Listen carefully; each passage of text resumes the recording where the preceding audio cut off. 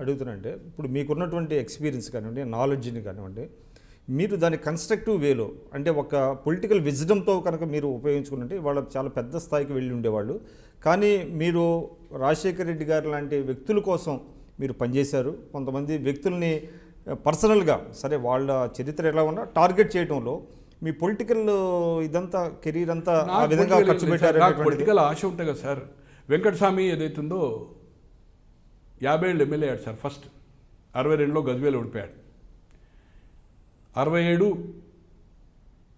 ఓడిపోయాడు, 67 71 తెలంగాణ ఉద్యమంలో, 77 సిద్దిపేట నుంచి ఎన్నికాడు, 72లో సమైక్యవాదము ఆంధ్రలో అయినప్పుడు ఆయన కేంద్ర మంత్రి ఉండి సమైక్యవాదం చేశాడు. 77లో ఏదైతుందో జనతా అక్కడ ప్రభుత్వం వచ్చిన తర్వాత ఇక్కడ రాగానే అతను మంత్రి అయ్యాడు. ఆయన ఎమ్మెల్సీ 84 వరకు ఉండే. 83లో పెద్దపల్లి ఉప ఎన్నికకు టికెట్ అడిగాడు. సిద్దిపేట అప్పుడు నంద్యాల వచ్చాడు. 6 లోకసభ సీట్లో 6కు 6 మాలా ఉండేవాళ్ళు అప్పటి వరకు. 79 ఏదైతే రాజీనామా చేశాడో, ఇక్కడ ఆశం మంత్రి అయితే రాజీనామా చేసి శివశంకర్ అయ్యాడు సికింద్రాబాదు. అక్కడ నంద్యాలకు వచ్చాది మాదిగా. ఆ సీట్ అడుగు తీవ్రని పెద్దపల్లి బై ఎలక్షన్ వచ్చాయి. కోదాటి రాజమౌళి గారు కాంగ్రెస్ అభ్యర్థి చనిపోయాడు జూన్లో. జూలైలో పిసిసి ప్రెసిడెంట్ అయ్యాడు 83. ఈయన అప్పటి వరకు ఈయన రాజీనామా చేసినా కూడా అది ఖాళీ భర్తీ చేయలే. ఇందిరాగాంధీ టికెట్ ఇవ్వాల. 84 మళ్ళీ అదే పెద్దపల్లి అడిగాడు. బికాస్ ఆఫ్ మీ నేను శాసనసభ్యునిగా ఉండి కూడా సంజయ్ మంచి ఉండి కూడా తెచ్చుకోమన్నాను. 84లో కూడా తెచ్చుకోమన్నాను.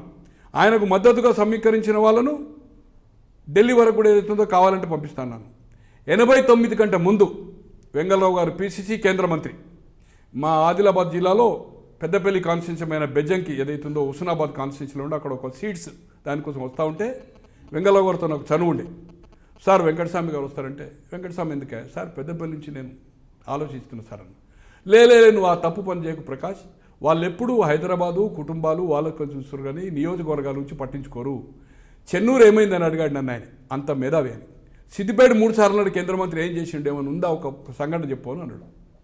అన్న సార్ మీరు ఖమ్మం చేసిందంటే, నా గురించి ఇడిచిపెట్టవాయా, నువ్వు నా గురించి మాట్లాడే ఖమ్మం నేను చేసి ముఖ్యమంత్రి అయినా కనుక చేసిన, ముఖ్యమంత్రి కాకపోతే ఏం చేసేవాడిని.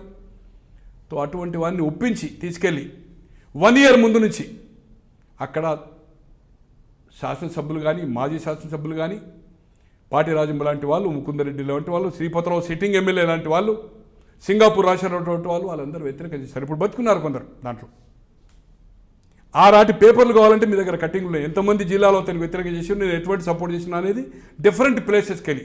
సాయిబాబా ఇప్పుడు అలా దాని పేరేంటి వార్తలో ఉన్నాడు, అప్పుడు ఉదయంలో ఉండే, ఆయన రాసిన ఆర్టికల్స్ నేను చూపెడతాను. మొత్తం చేసి తీసుకెళ్ళాను కన్స్ట్రక్ట్గా. వెంకటస్వామి నెంబర్ ఆఫ్ ఫెలోస్కు మీ పత్రికలో ఉండే సీనియర్ ప్రకాష్ రావు నాకు రీబర్త్ ఇచ్చాడని చెప్పాడు. అతనితో కన్ఫ్రంటేషన్ వచ్చి 98లో ఓటమికి నేను కారణమై మళ్ళీ 2002లో మళ్ళీ కాంప్రమైజ్ అయిన తర్వాత తిరుపతి, ఇప్పుడు వాళ్ళు చెంగారెడ్డి గారు బతుకున్నారు, కిరణ్ కుమార్ రెడ్డి బతుకున్నారు.